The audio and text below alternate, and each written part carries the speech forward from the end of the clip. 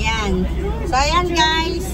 Ito na tayo. Ito yung playground, amenities.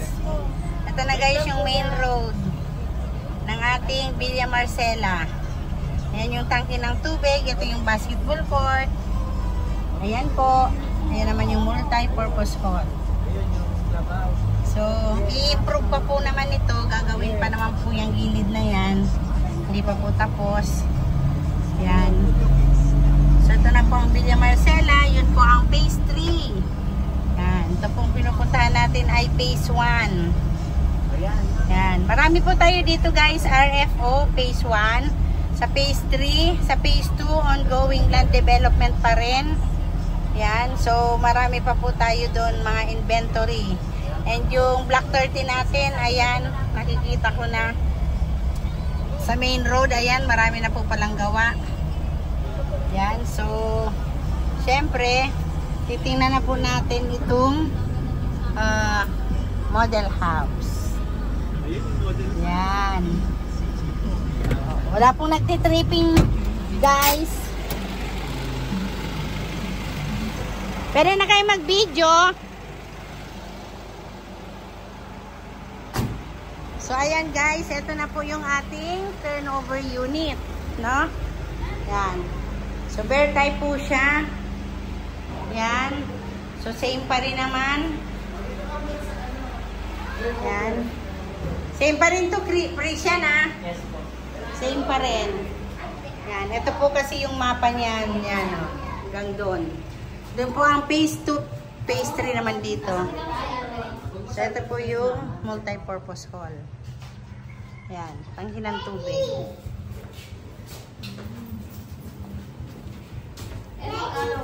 I-video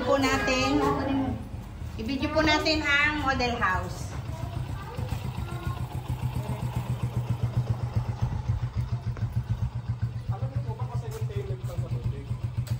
Ay, di ko sir alam, pero meron dito ng nag-ano ito. Admin ba yan? Baka dito. Oy, nakalakhan. Madam, nakalak. Madam, nakalak.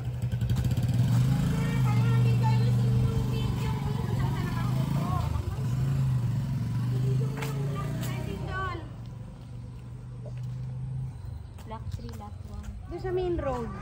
Sa main road po. Paki-video, paki-ayos po. Ayan, marami nang gawa. Yung sa gardo, nakalak. Doon nakalak.